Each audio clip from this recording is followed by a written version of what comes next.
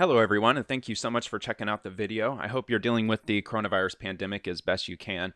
I do have a mini series. I don't know how much I'm going to continue doing, but I do have a number of videos on my YouTube channel called Pandemic Isolation, and I'm trying to give daily updates as to what's going on out there with news articles and my take on what's going on. So if you're interested, if you're sick of watching mainstream news and you want to get some information through another source, I do provide that.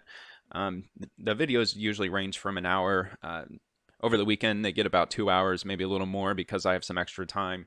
So, but with this, I want to ultimately start a new podcast called the Spathon Express. So I don't have a webcam yet, so I refuse to launch this podcast without being able to record myself other than the computer screen. So it's a work in progress. I'm hoping to get one soon, but because of the purchasing restrictions on Amazon and throughout the internet, it's been really difficult to find one. So I'm just putting that on hold and doing this pandemic isolation mini series, if you will. And so far, it's been a work in progress, but it's keeping me busy. But the idea that I have for the Spathon Express is that I'm going to just cover a number of topics. It can range from anything. It could be science or history or current events, just kind of anything and everything that's interesting at the time. So this was one topic that I was hoping to start with my first episode, and I figured I'm bored right now. It's 3 o'clock in the afternoon, and I can't go anywhere. I can't really do anything else. So I figured I would cover this one topic. This topic, it's called the Gorgon Stare or Gorgon Stare. I'm not sure how to exactly word it, but it's essentially it's a project that was started, I believe, by the military, and they used wide aerial imaging on their drones to basically scope out a large area of a city. And those drones would just sit up there and they would just watch the city, and they're recording the footage. And if something crazy goes down, if there's like an IED that exploded or something like that in Iraq or Afghanistan, and they have one of those drones up surveilling the area, they would be able to rewind the tape and find out where they came from and where they went, those who planted a bomb or what have you. And they use that as an effective way to track people when eyes weren't on them when the crime occurred. So I thought that was an ingenious idea, but should it be applied to American society? Because we do have our Fourth Amendment rights, and many people would say that that is a big time violation of our privacy. But I definitely would like to lean toward that as a violation because I consider myself to be a conservative, even though I do have some slightly left leaning opinions, but primarily I'm more conservative leaning. So as far as this project, with a drone being up in the sky or some aerial vehicle that has this crazy camera that I think it was something either billions of pixels or billions of megapixels. I can't remember which it was, but I'll get into that. It's in one of the articles that I pulled up for this. But yeah, it would just sit there and surveil. I don't think it will have the capability of watching over an entire city, but it would just watch over a sector of the city. So but where I'm pulling toward it not being a violation of privacy is the fact that it's surveilling the public. So anything outside your house, I guess you could consider your front and backyard private, but if somebody's standing on the sidewalk and if you're in your front yard, they have every right to take pictures of you because they're standing on public property, essentially. So when it comes to aerial imaging, it's imaging from straight above. So it wouldn't have any capability of recording inside anybody's property. They would have to be outside to be seen on this aerial surveillance drone or equipment. So I don't know. I could see how it could get out of hand really easily, how it could be abused, and how it could it would further widen their tracking capabilities with every person that lives in this country and whichever countries they might be experimenting with this on. But I don't know. I just thought it was really interesting. So I'd like to get your take on it also, if you want to leave a comment on what you think about this whole project. So I found this article on the Observer, and it was published back in, back in June 28th of 2019. So it's not a new article. This I actually heard about back in, it was like 2015, maybe 2016, when I first heard about this this surveillance program that they had been working on. And I believe there was one police department. Um, I want to say it was in the state of Texas. I apologize. I first heard of this police department around the same time that I learned of the existence of this program, and but I guess they were planning on doing like a test run with it to see how effective it is. But I mean, just think of it. If there's a drone that's up there, and let's say that it's surveilling, like let's say for example, a higher crime area in the city, and they have it up there and they surveil it for 18 hours, let's say, because maybe this period of time is where the most crimes are most likely to occur in this area of the city. So they deploy the drone and they just sit up there, hover above the ground, and they're just taking a constant video of the entire landscape from the bird's eye level. So if they're watching this, and if a crime occurs and somebody robbed a bank, for instance, they would the people who robbed the bank would obviously flee the bank, whether if it's in a car or on foot, and they would go from point A, which is the bank, to point B, which is their end destination, where their hideout might be located. So the idea is that this drone is recording this footage, and once the call is made to 911 that a bank robbery had occurred, they could go straight to this camera, rewind the footage back, and zoom in on the bank itself, and they can go back and go back and back until they see what they believe are the suspects going into the bank at a certain time, and they could fast forward the footage a little bit, and then they can see when they left the bank, and also where they were heading. If they jumped into a car, they'd be able to make out like the make and model of the vehicle, and they'd be able to follow it, essentially, because the drone's not moving, it's not following them, but it's looking at a very wide area, so it would be able to essentially track where this vehicle would go as long as it's in the scope of that surveillance area. I mean, if they drive 20 miles away, then it's going to lose sight. But if it's in a relatively short distance from where they robbed the bank, then they would be able to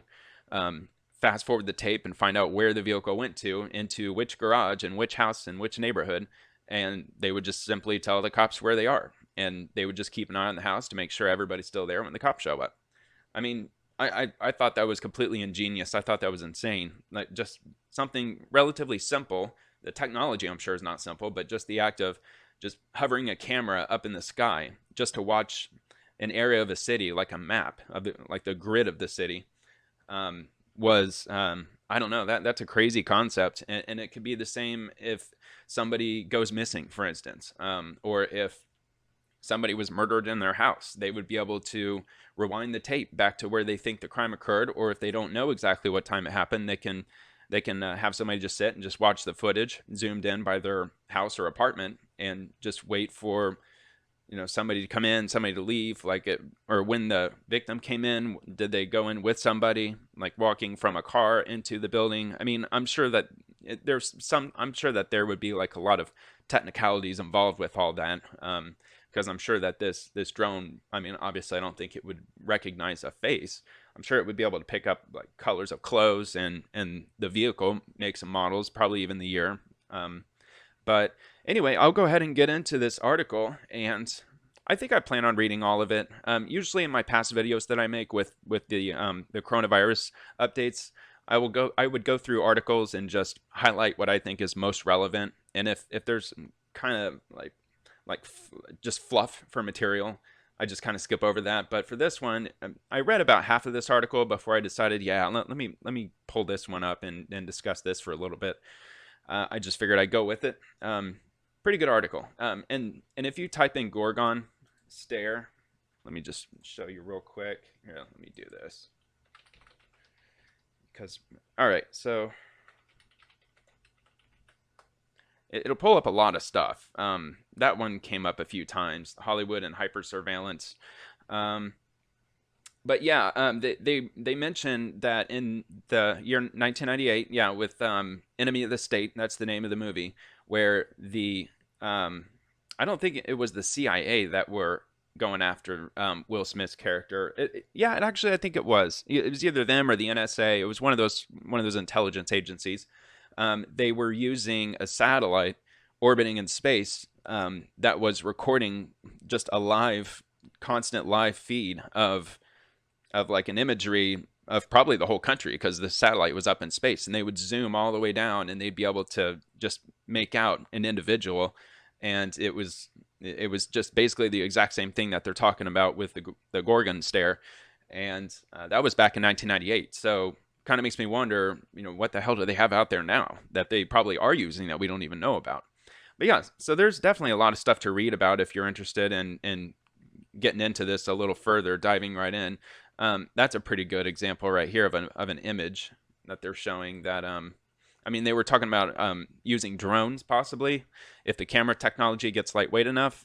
So this thing would just be essentially just flying around in circles, I guess, in a stationary flying pattern, or not stationary, but in a like in a looping flying pattern. And yeah, it pretty much just shows that the radius can be 4 kilometers in this certain case right here. Also, 12 cameras take concurrent images. And I mean, I've heard different takes, like it takes like 1 image per second, or maybe it'll take 2 images a second. It just depends on, how the technology is and how expensive it might be. I mean, I'm sure with all those images having to be compiled together and saved onto a computer, I'm sure they got to have some sort of a supercomputer, or at least like a few racks of computers in order to store that amount of data, because that's got to be a ton of memory that these images are producing. And here's another one. I don't know if this is any better. I guess they're just showing different types of drones. And see, like for this one, the FMW, 30 frames per second. So that would be like just as many frames per second as my video is recording right now. So, I mean, that would look like a real camera live feed. It wouldn't be a frame by frame. So yeah, like I said, there's different levels of technology with what they're capable of deploying. But yeah, it's some crazy stuff, and apparently it's been around a long time, at least since 1998. And I mean, if Hollywood knew about it, then enough to make a movie, which they probably started back in '97, because it takes time to make a movie. But see, like here's one with the drone, which like a quadcopter or whatever you want to call it. But they have the cameras that they're deploying in these drones are most likely they're really heavy, and because of the weight of the equipment, I don't know if this would be practical unless this drone here is maybe the size of a school bus or something. I don't know, but I wouldn't be surprised if 10, 20 years from now they would have cameras with that capability. I mean, maybe even available in the private market. I mean, I heard that the new iPhones that they're rolling out have like 100 megapixel plus cameras, which is insane to think of. I can't believe that the cameras are that detailed. I mean, it's crazy. So anyway, let me go ahead and get into that article. It's just showing pictures of drones. But yeah, I guess in theory, when they deploy a program like this, like let's say their local police department, let's see, I live in the St. Petersburg area. So let's say that the St. Petersburg Police Department, or maybe even the Pinellas County Sheriff's Department, wanted to purchase this program for use in their city. So they would send up a drone, and let's say that I honestly don't know much about drones. Let me just assume, just for argument's sake, that a drone can be up in the sky for, let's say, 18 hours. I think some might even be able to go up for 30. But let's say for 18 hours, they put a drone up and it's surveilling the area. And if it's got like an hour left before it runs out of fuel, they send another one up to take its place. So it's a kind of a seamless video feed day and night. So they'd be able to, around the clock, 24 hours a day, be able to surveil a certain area of the city. I'm sure the cost of that would be incredible, super expensive. But to have that technology deploying in your city, could you imagine how much that crime would be reduced? It would be crazy. Like nobody would want to do anything because the eye in the sky is constantly watching you. I'm sure a lot of people would disagree with me. It's a blatant violation of your privacy. But I don't know. I have to take that argument that it's photographing everything that's out in the public, really. I mean, you can argue your front and backyard is private property, but like I said, somebody could just be standing in the street taking a picture of you while you're standing in your yard, and you can't do anything about it. It's the same, like just like Google. When Google rolled out their the technology for Google Street View, when they take the vehicles around and they photograph everything around them, they're on public property. They're on the street, and they're imaging literally everything around them. So I think in a way like that, like if you like Google Street View, I don't see how you would have a strong argument against a police department deploying technology like this, because I mean, essentially, Google Street View did kind of the exact same thing. The only difference is that they're not photographing your house, like once every second or 30 frames per second. So anyway, let me go ahead and get into this article here. So the top secret military grade surveillance drones might be coming to your neighborhood. During this already insane era of dystopian paranoia we live in, let me add one more thing for everyone to worry about: the Gorgon Stare. What's a Gorgon Stare, you might ask? The Gorgon Stare is the Eye in the Sky, a military surveillance drone built by the Pentagon that can simultaneously track 1,000 moving targets. It's the cute nickname of a type of wide area motion imagery, or Wammy, technology that allows a camera which has had its power greatly expanded to be attached to a drone and can then watch and record a massive area. To break it down further, what Wammy does is expand the camera aperture so an entire city can be watched at once. What it's really good at is zooming in on particular parts of the imagery on the ground with a decent amount of detail, while still being able to record everything else. Top that with lots of resolution. For example, an iPhone has roughly 12 million pixels in its camera. Compare that to a Gorgon Stare with 1.8 billion pixels, or 1.8 gigapixels. So that answers my previous question. I knew it was in here, but I couldn't remember if it was billions of pixels or megapixels, so it's pixels. Crunch the numbers, that's a resolution 150 times more powerful than an iPhone. Here's an idea of this type of surveillance as seen through 2016 eyes. And then they have a video here. I probably should, I think I got my sound off. I think I should be able, I don't know if I want to, how Google or how YouTube is with their copyright stuff. So, I mean, this is on YouTube, so they're already familiar with it. But yeah, look at that. I mean, it's able to track, what did it say? Up to 1,000 objects? Yeah, 1,000 moving targets at once. So, and the technology even has looks what appears to be color coding certain points of interest that they're looking at. But obviously the imagery is fuzzy, so I'm sure they can still enhance and find out what the make and model of a vehicle might be, for example. I'm sure that this is, from what they're saying, 2016, so I can imagine they've improved it by then. Actually, check that out. Like you see the cars driving by there. So it's, obviously that's sped up, but yeah, it's interesting. I mean, it does look like a frame-by-frame type of situation. So, I mean, I'm sure they're explaining what's going on. But if you want to go to this article, I'm sure it'll still be up here for quite a long time. So, Gorgon Stare's original intended purpose was to track insurgents across conflict zones as a counter-terrorism tool and to help prevent IED, which is an improvised explosive device, attacks. Yes, but in this era of increasing NSA-style surveillance and diminishing civil liberties, will the Gorgon Stare soon be used to track our movements in American cities? I think possibly. I think that the cost is insane. I don't think that any police department, maybe NYPD can do it, maybe LAPD could, but you get a place like LA, do you know how many of those drones you'd have to have out there to surveil the entire city, or maybe just the county? It would be tons of them. So, I mean, what I think it's getting to, if it's not already up there, because I mean, we can build these insanely large telescopes, and we have the capability of zooming in like crazy. I think it's just like the imaging technology would probably have to catch up with it. But I mean, we've got the Hubble Space Telescope. I mean, it can look like 12, 13 billion years into the past. That's a long distance. Now I know it works weird with that, because I mean, the Hubble Space Telescope can't see the landing site on the moon just because it just doesn't, space isn't quite, it's a little bit different than what we think. I mean, the moon is, if you look at it on a map, like at a to scale representation, the moon is a lot further away from the Earth than I thought it was. But still, but we do have the technology to, look at very far distances and still get a pretty good image out of that. So they turned it the opposite way and pointed it down to the ground. I don't know how clear Hubble would be able to pick out stuff, but Um, but I think that this whole drone thing, it's going to be crazy expensive, and it would be more cost effective if they were able to pack all this technology into a satellite and deploy it. And that way it's always above the ground. It doesn't move if it's at the right position where its orbit is it's at the same velocity as the Earth turning. So it always appears to be stationary above the country. I guess if it's far away enough for that.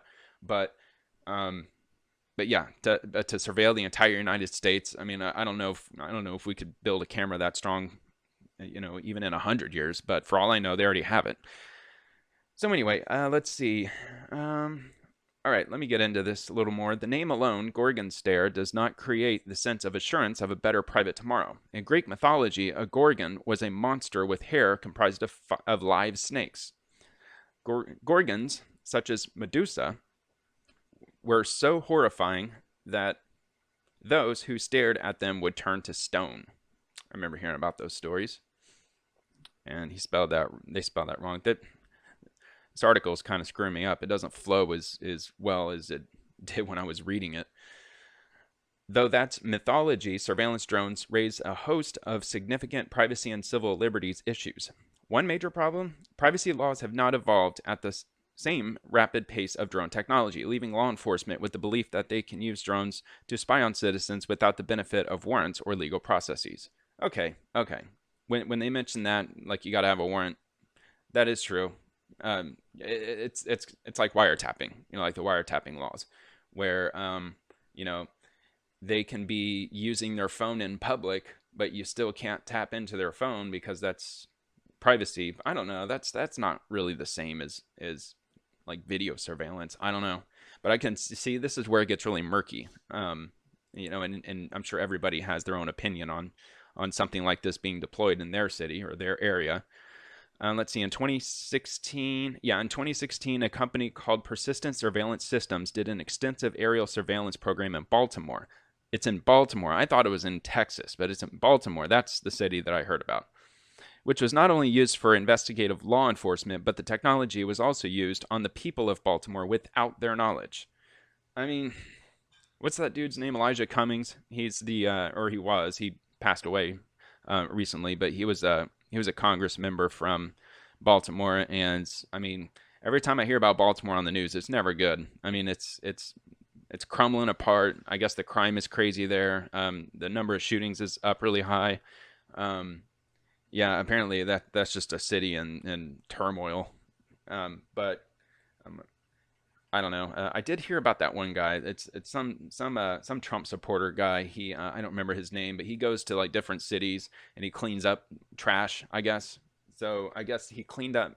It was like an alley or something like that he cleaned up in Baltimore, and he went viral for doing so. That was late last year, I think. Maybe it was around summer of last year or something like that. But all right. So anyway, let's see.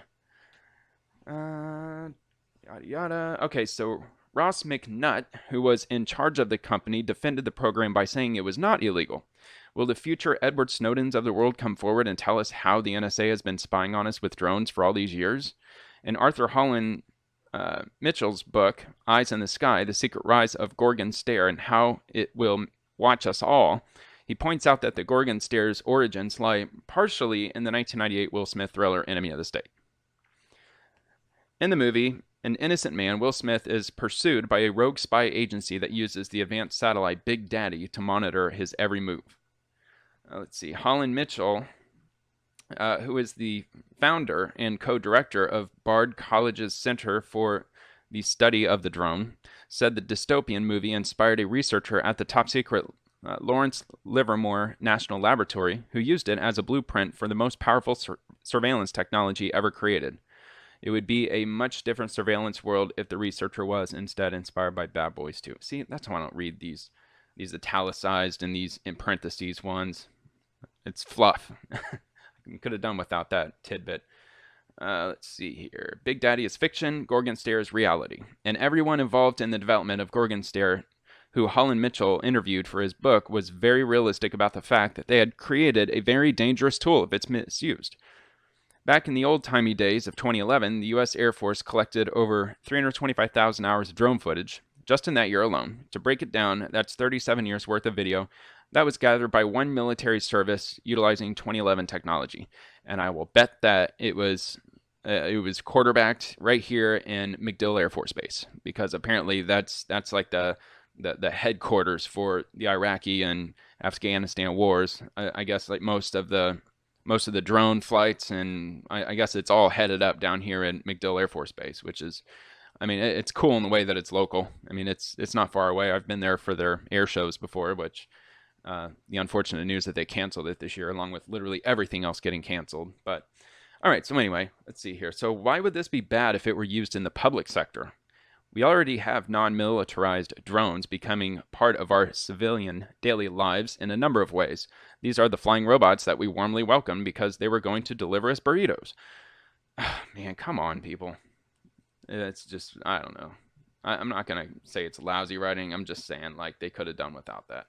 This past New Year's Eve, the New York Police Department used a drone to get a bird's eye view of the massive crowd in Times Square and spot criminals. Meanwhile, Amazon has just unveiled the latest version of its Prime Air delivery drone, which the company says it will try to launch in the coming months.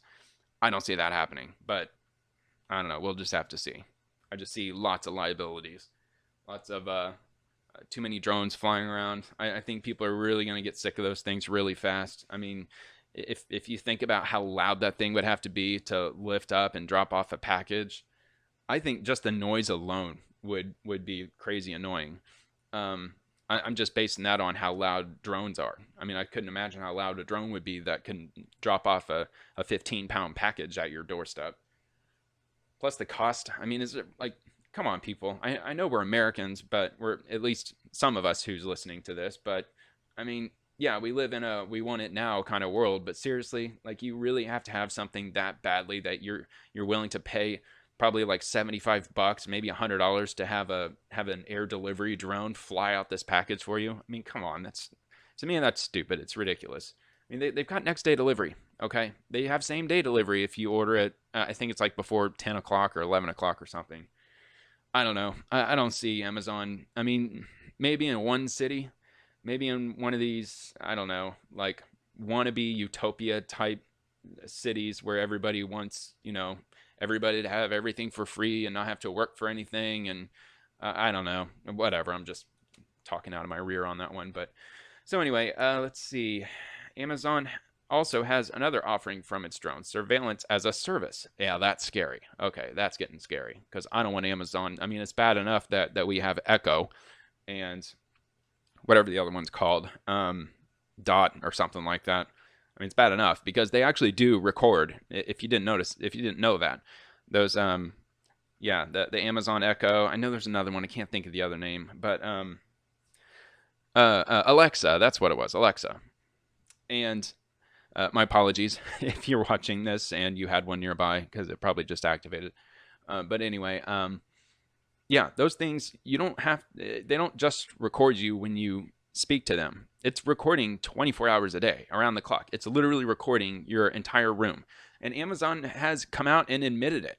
And they said basically that it kind of has to, or else it won't work. Because if it's not constantly listening for you, it'll never hear you talk to it. So so according to Amazon, they're recording this just as a constant way for them to just wait until they hear the name Alexa or Echo. And then it will activate and do whatever it is that you want it to do. But I don't really know if they covered the reason why that they're not only recording it, but they're archiving it. Apparently, like, they're saving all this stuff. And it's not illegal because those who turned theirs on, I guess I think you have to sync it up to your Amazon account or something like that. But by doing so, you agree to the terms and conditions because it's already in your Amazon account and all this, that, and the other. Nobody ever reads that. But yeah, so it's technically legal because you agreed to it somewhere in the terms and conditions. But they did come out and they gave like a step-by-step way on how to turn off recording for your Alexa. Let me do this. Let me see if I can find it. Let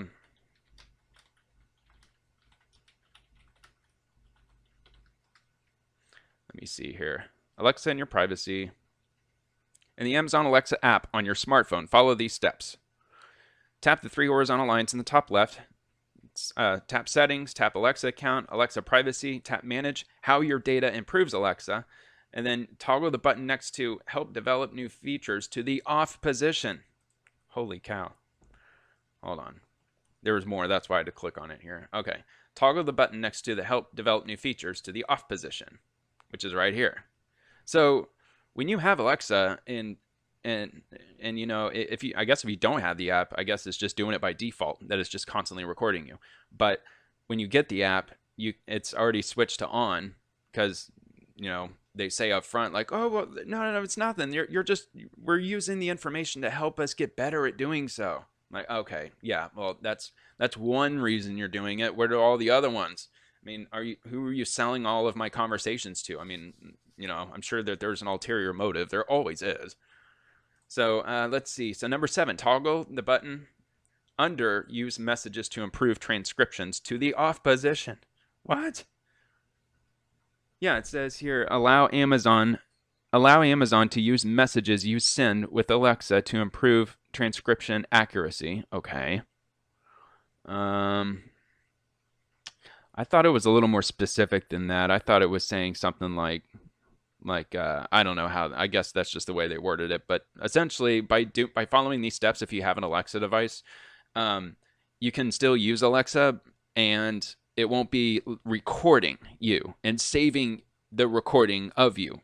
And the way they get away with doing this is that they're saying that by recording everything you're doing in your house and saving that and archiving your constant streaming of sound, or they're just saying that they're using all that data to help improve the Alexa device. I mean, yeah, I'm sure they are, but come on. I think that's a big time cop out. I don't know what they're using all of that for, but I mean, when it comes to, I know that I'm still on the Gorgon Stare issue here, but in many ways it's very similar to that. And people are just willing to let Alexa record their conversations. But honestly, I think most people just don't know, including maybe somebody who's just now learning this. If you didn't know before, yes, they are absolutely recording you 24 hours a day if you got that thing plugged into your wall. I mean, if you don't want to get the app, I mean, and if you still want to use Alexa, maybe you just plug it in whenever you think you might need to use it. Just know that when you plug it into the wall, it always takes like a minute or two to boot up and connect to your Wi-Fi and all that stuff. So that's probably kind of a pain. I mean, by the time it's ready, you could have already Googled the question you had for it anyway. But at least they came out with a way that you can have that feature shut off, and therefore Alexa won't be constantly recording your conversation. I mean, could you imagine that? Like somebody sitting in Amazon headquarters and they're listening to like a couple's having like this insane screaming fight or something like that. I mean, that's real deal. That's crazy. Or if like they hear like gunshots or something. I mean, wouldn't they be morally? Wouldn't that? I mean, I guess on a moral level, they would have to call 911 if they hear gunshots coming from an Alexa at such and such place, which I'm sure they don't know your street address. I'm sure that's not in front of them when they're listening to these recordings, but I'm sure they have your GPS coordinates, or they at least have your IP address, which they could use as a way to retrieve the information needed to find out where you're at. I don't know. I mean, but they're not doing that. I mean, that's a huge violation of your privacy, I think, if they were actually doing that. Like if I don't know, if you got into a fight with your spouse inside your house and you know, you kind of calm down or whatever, and 5 minutes later the cops show up and they're like, we just got a call from Amazon that that there's some domestic violence happening here. I mean, that would make me pretty upset, actually. I mean, yes, people yell, people fight, people this, that, and the other, but I mean, could you imagine that, living in a world where Amazon is calling the cops and sending them to your house because they believe that there's a crime happening? Wow, no way. So yeah, I don't know. Some people, they don't care that they're being recorded all the time. I'm sure a lot of millennials don't care. Either that or they just don't know. But yeah, this is no joke. I'm sure this is coming. As far as our house is concerned, anybody who has one of those devices, just, yeah, shut off that feature if it makes you uncomfortable. All right, so let's see here. Now I got to figure out where I was. All right, it's a strange first that a home delivery service was granted a patent for surveillance mixed with a whole array of privacy issues associated with accidentally capturing footage of a neighbor's home. The Air Force was Gorgon Stare. Holland Mitchell states that it is also flying right now as we speak, but we don't know in what capacity. All operational information is considered classified. If Homeland Security has the ability to prevent a terrorist attack, then it's incumbent to use the technology at hand to do so. Just don't get on the wrong side of the Patriot Act. I was just about to say, Patriot Act. I mean, that is probably the loophole that they would use to deploy these surveillance drones. They're like, oh no, we're not doing it to track you. We're not doing it to track everybody. We're just trying to prevent terrorism. But I mean, that has a very far and broad-reaching capability. The Patriot Act. I mean, it pretty much. I mean, you might as well just throw your Fourth Amendment right completely out the window because they passed the Patriot Act. I mean, I don't know too much about it, but I mean, I know that they can have warrants waived. They can have lots of things just waived. If all they have to essentially, like if they go to a judge, or even if they have to go to a judge, they're like, well, we think that they're up to terroristic activities, and we just want to keep an eye on them. I mean, that's really it. They could theoretically say that about anybody. Like anybody, any single American, they could say, well, we think that they're up to terroristic related activities. Well, we can't get into the details. We don't want to jeopardize this mission right now, Your Honor. So it's been marked classified, so we can't share the details with you. But I mean, what we can tell you is that they're up to no good, and we think that it's terrorist in nature. Okay. Yeah, but that's, I mean, if I'm wrong, just let me know in the comments, but I think that's like one aspect of the Patriot Act. Anyway, a crazy statistic from the UK is that an average Londoner is caught on security cameras over Londoner. Sorry, I'm reading these like, I'm reading them too literally. Yeah, I've never heard of somebody living in the UK or in London as a Londoner, so that's why. That's why I sounded really stupid just for a moment. I'm very aware of London, England.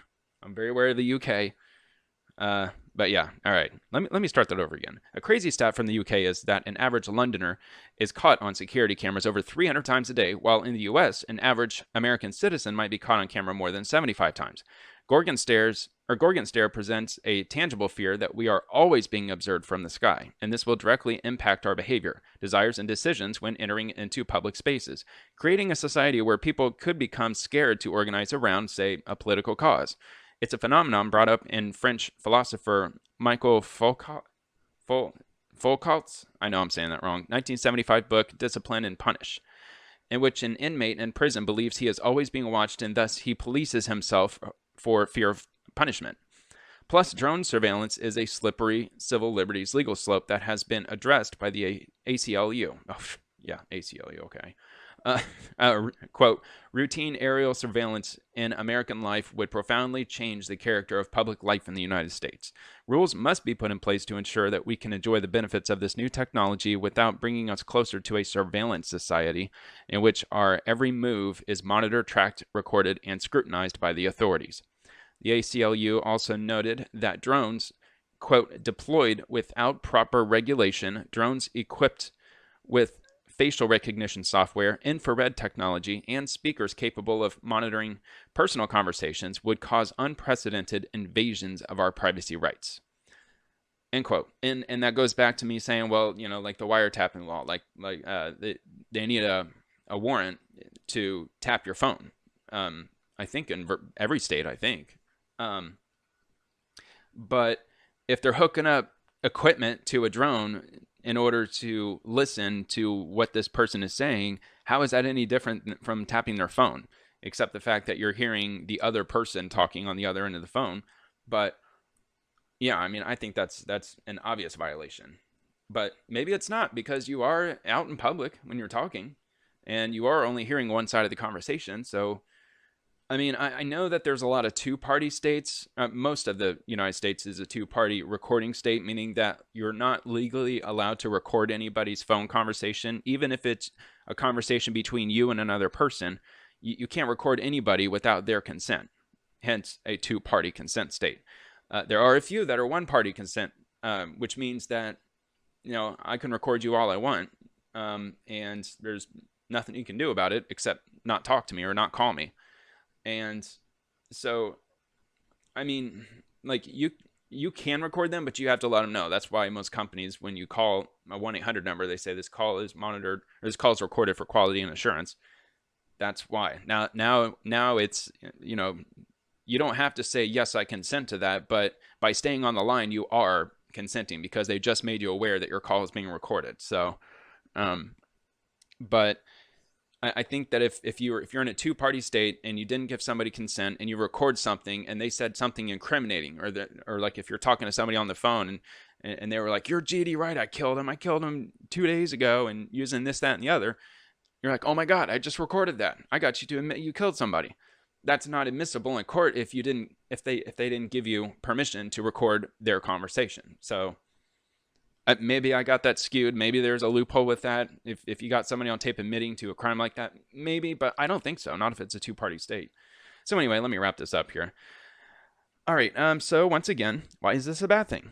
Imagine tiny drones that could go completely unnoticed while peering into your window. Just never do anything wrong, okay? Is that it? See, that is a violation of your privacy. I am pretty sure that is against the law for a drone to hover over somebody's window and record, or even just have a camera mounted on it and peering in through windows. I mean, that's clearly a violation of your privacy, but maybe I'm wrong on that. Maybe there's blood-sucking lawyers who can get that thrown out. I don't know. I mean, they might argue something like, well, we do have a thing called curtains. We have a thing called blinds. So, but if the drone is literally hovering, I mean, I know that there were some states that have passed some laws with regard to drones, like personal drones. And what they're trying to do is restrict the distance that a drone can get to private property in order for those people living on that property to retain their privacy rights. I don't have the numbers. I want to say it was like a drone can't go lower than like 20 yards from the ground, or I'm sure it's like 60 feet, 70 feet, something like that. But I know that I'm sure it varies state by state because it's not a federal law when it comes to drones and personal use and all that. But I mean, the end of this, I think that's whatever. I'm not so sure I agree with that. I think that's something that you could get in trouble for. I mean, if you're flying a drone around and, you know, plus you're just asking for an ass kicking if you're flying your drone around the neighborhood. I mean, if you go on YouTube, you can actually see videos where they've shot those things down. I've seen a couple of those where somebody's flying their drone and it gets a little bit too close to somebody's backyard and some dude comes out with a rifle or a shotgun, just blasts it out of the sky. That's kind of funny. I've also seen there's also drones people fly around on the beach and they get down a little too close to people and they hover it around and it pisses them off. And I've seen people throw shoes at them, flip-flops and stuff like that. And they knock them down sometimes. It must have been a compilation or something I saw. But anyway, that's the end of that article. I'm not really going to get much into this article, but there is a Wikipedia article that is detailing Wammy, wide area motion imagery. So if you want to read into more of the details about, you know, the specifics of wide area motion imagery, it's here. And I think I'll go ahead and just cut it there. Let's see where I'm at here. 43 minutes? Yeah, that's plenty of time. But anyway, thank you so much for watching. And I'm still not sure when I'm going to launch my podcast. I'm not sure. Hopefully it'll be pretty soon. It's just whenever I can get a camera to set up. But until then, I'm going to continue to be doing my pandemic isolation series. So if you're interested in getting another perspective or a different perspective of what's going on in the world, I do read mainstream articles. I try to be as middle of the road as possible. I do use Google News, and I essentially just type in coronavirus. I click news, the news button, and it just displays all those articles. So let me just show you what I'm talking about. And it's pretty straightforward, but so I'll do search for coronavirus. I'll click on the news button, and this is how I get my news. I usually get to like page 7 or 8. That's kind of when the articles are more than a day old when it gets to that point. But I'll click on it. I'll comb through it, and if it looks like it's something that I should be talking about, I bookmark it and I cover it. And I've been doing 8 to 10 articles per episode, but I'm starting to back off on that and maybe do like 4 or 5 articles per episode. But if you're interested, I do that. So far, it's been every night, and let's see. I think that's pretty much it. The only problem with going down this route is if you're a conservative type, it's going to be really hard. I mean, I am saying that as soon as Fox News comes up, but it's usually, well, okay, so there's another one. But typically, they're few and far between. I mean, you get like Washington Post. I'm sure Science Magazine's probably slightly to the left. NPR, USA Today, CNN, Washington Post again. There's a lot of New York Times ones on here too. Press Herald. I don't know, Texas Tribune. USA Today. Don't know that one. NPR, New York Times, CNN. So you can see that it's like very, very heavily liberalized in terms of what news agencies or news organizations that Google is choosing to put on their news feed. And there's nothing from One American News Network, Daily Wire. I think Daily Caller might be another conservative one. Could be wrong on that, but I think they are. And those other outlets, I mean, there's actually quite a few out there right now that are gaining a lot of traction, but Google's they're not doing it. I mean, this is what, page 3? Page 4. 2 Fox News articles. Now this is page 5, so now we're getting local. Orlando, CNN, New York Times, let's see, CNN, IGNN, USA Today, NPR again. Vox, yeah, Vox is terrible. I hope anybody that's watching this doesn't take their garbage seriously. That's just clickbait media, digital news garbage. There's Fox again, Fox 17. That's a local one. USA Today, CNN. So what? I'm on page 6. We had two conservative articles, or 2 articles from a conservative news agency on the first page, and then I have to go all the way up to page 6 before I get another one.